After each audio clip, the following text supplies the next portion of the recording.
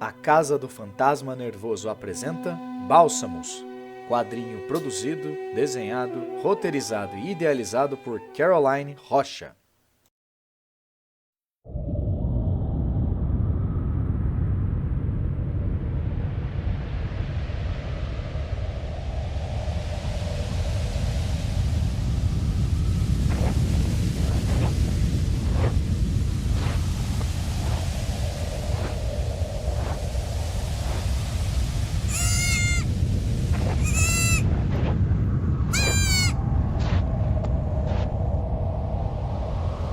Achei! Você não vai escapar de mim!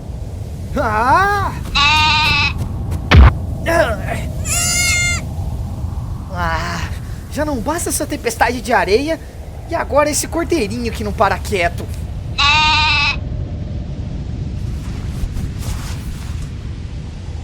Joshua, volte pra cá! Eu tô indo! Para de correr atrás desse cordeirinho. Desse jeito você vai espantar o restante das ovelhas. Mas irmão, esse cordeirinho não obedece de jeito nenhum. Ainda estou entediado e o papai está demorando para chegar. Obedeça seu irmão, meu filho. Logo, logo essa tempestade vai passar. Olha, ele retornou. As ovelhas ouvem a voz do seu pastor, e elas o reconhecem e o seguem. Correr atrás delas fará com que fiquem com medo de você. Mas Caleb, eu realmente não sirvo para ser pastor. Meu querido irmão, não fique triste. Venha, sente-se aqui. Eu reconheço em você o espírito de aventura. Acredito que vai gostar de ouvir uma história. Uma história? Com guerreiros e reis?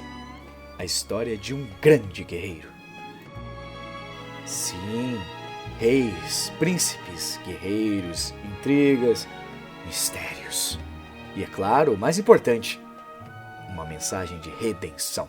Há aproximadamente 100 anos atrás, existia um reino imponente que se chamava Anrabi, nas terras de Mesurabi. Mas, Caleb, nós estamos nas terras de Mesurabi. Sim, garoto esperto. E é exatamente onde estamos agora. As terras eram iguais às que encontramos hoje. Esse reino nasceu de nômades que conheciam bem como sobreviver neste território hostil. E havia um grande rei que se sentou ao trono muito jovem, pois seu pai havia morrido na guerra. Seu nome era Dário. Dário trouxe paz para seus muros durante anos, até que ataques de tribos e reinos menores começaram a se tornar uma ameaça. Fez muitos inimigos e seu exército quase foi dizimado, perdendo assim muitas de suas riquezas. Então, o rei não teve outra escolha senão clamar aos deuses. Em Anrabi havia vários deuses, cada um para finalidades distintas. Mas, infelizmente, eram ídolos mudos e eles não puderam ouvir as preces de seu rei. Desesperado, Dário se lembrou o Deus proibido. Os sacerdotes o alertaram que poderia ser perigoso, mas o rei não os deu ouvidos. Esse deus se chamava Anunnaki. Era conhecido como o Senhor das coisas ocultas e de tudo que era abominável. O rei rogou e os sacerdotes entregaram a sua proposta tão esperada. O grande Anunnaki pediu um sacrifício de sangue. Entregue seu filho primogênito no altar. Então entregarei o que tanto deseja. Dário sentiu uma grande angústia e não obedeceu ao ídolo Anunnaki, pois sua rainha estava grávida de seu primogênito. Mas Anunnaki não era um deus que aceitava a recusa. E, consequentemente, o rei Dário foi amaldiçoado. Em uma noite de lua cheia, Dário sofreu de grandes dores. Suas unhas e dentes cresceram, tornando-se agulhas afiadas, e pelos brotaram por todo o seu corpo.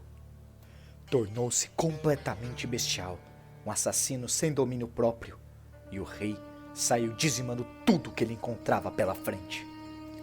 Pessoas da realeza, mulheres, homens, crianças e animais, sem exceções. No dia seguinte, o rei voltou à sua sanidade. Entrou em desespero e quase tirou a própria vida ao ver o que havia feito. Seu primogênito nasceu. Para o rei, foi uma mistura de felicidade e angústia. O bebê trazia no corpo os traços da maldição. Então, o rei, por decisão própria, junto com seu primogênito, era trancafiado sempre que chegava a lua cheia. Presos por grilhões de prata que eram, até então, a solução para detê-los de destruir o que restava do reino. E isso tudo aconteceu porque um só homem foi soberbo e pecou, levando todos de suas próximas gerações consigo.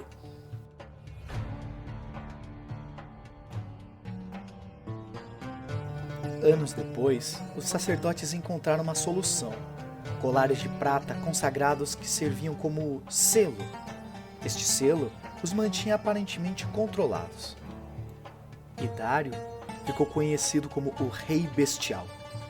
Por causa da maldição, ganhou o temor de outros reinos e fez alianças poderosas. Mas o rei estabeleceu uma lei para seus descendentes. Jamais devem usar a maldição como algo para benefício próprio, e caso não obedeçam, devem ser exilados. Em casos extremos, serão condenados à morte.